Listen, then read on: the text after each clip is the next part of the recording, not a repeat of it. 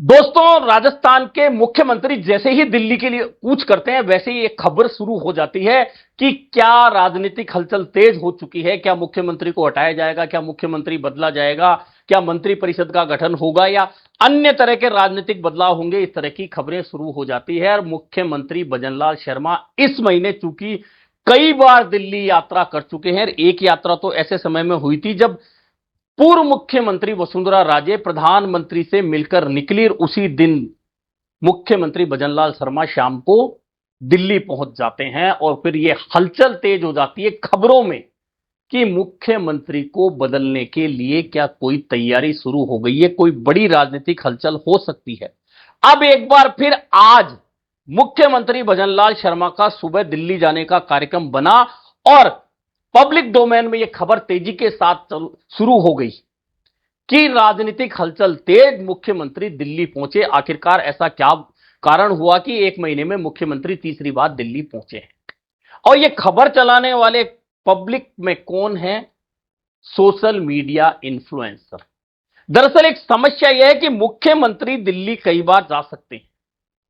वे चूंकि राज्य के मुखिया हैं, ऐसे में देश के मुखिया से मिलने जा सकते हैं, वे केंद्रीय मंत्रियों से मिलने जा सकते हैं, वे राज्य की योजनाओं पर मंत्रियों से चर्चा करने जा सकते हैं। लेकिन राजस्थान में जो पिछले 1.25 साल से माहौल बना हुआ है उसके अंदर एक समस्या मुख्यमंत्री भजनलाल शर्मा के साथ यह है कि मुख्यमंत्री भजनलाल शर्मा की जो पीआरशिप है वह बेहद कमजोर है।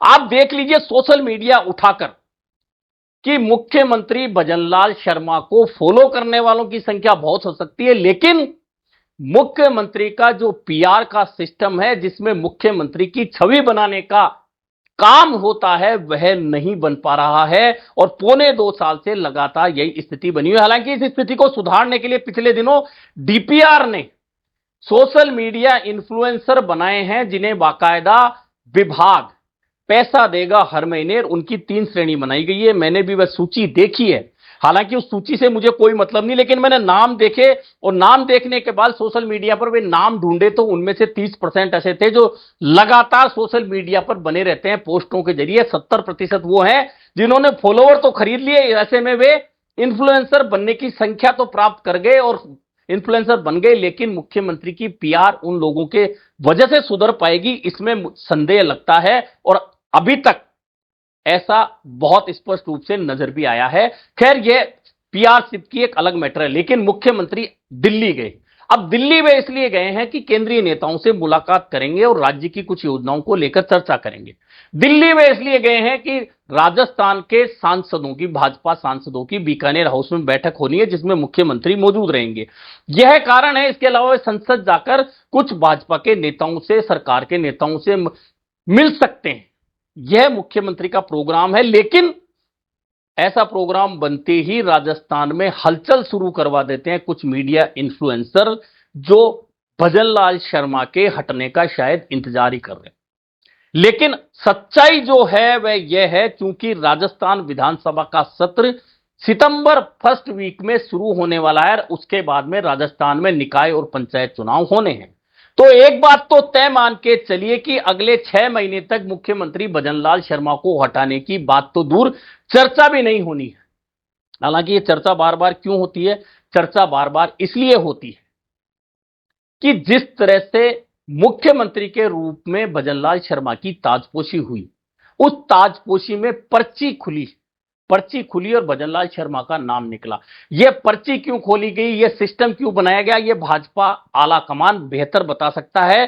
लेकिन जो हमारे समझ में आता है, जनता के समझ में आता है, राजनीतिक लोगों के समझ में आता है, उनका स्पष्ट रूप से कहना है कि मुख्यमंत्री के तौर पर वसुंधरा राजे को तीसरा कार्यकाल नहीं देना था, इसलिए एक नए चेहरे के तौर पर भजनलाल शर्मा को भाजपा के केंद्रीय नेताओं ने आगे करके मुख्यमंत्री की गद्दी सौंपी है। अब कई लोग मुख्यमंत्री के अनुभव पर सवाल उठाते हैं, यही सवाल उनके हटने का कारण भी बताते हैं।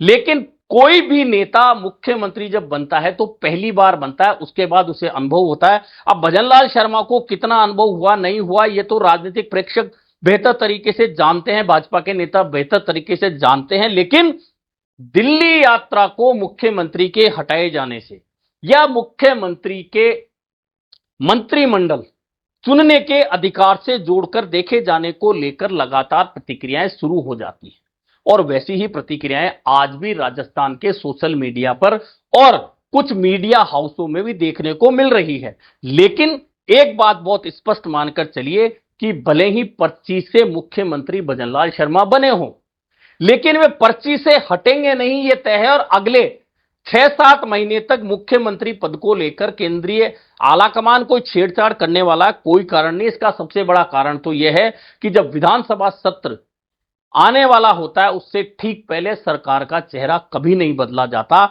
ऐसे में क्योंकि सितंबर में फर्स्ट वीक में विधानसभा का सत्र शुरू होगा, ऐसे में सत्र में सरकार का सदन का नेतृत्व भजनलाल शर्मा करेंगे, उन्हें नहीं हटाया जाएगा, यह बिल्कुल तय है। रही मंत्रिमंडल में फेरबदल की बात, तो सत्र के दौरान वह भी नहीं होगा।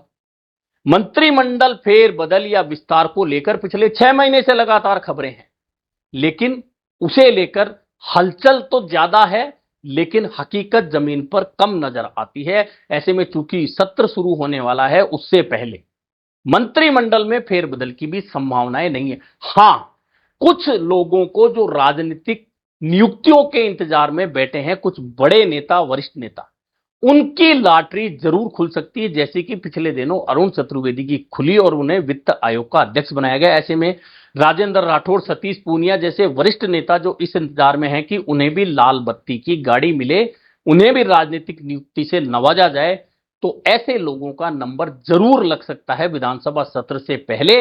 लेकिन इसके अलावा जो राजनीतिक हलचल की बात हो रही है वह फिलहाल बेमानी लगती है और अगले 6 महीने तक कहीं भी ऐसे चांस नहीं लगते, क्योंकि पहले विधानसभा सत्र, उसके बाद निकाय चुनाव और उसके बाद पंचायत चुनाव की जो प्रक्रिया होगी उसके बीच में सरकार का चेहरा बदला जाएगा। इसकी संभावनाएं नगण्य मानकर चलिए।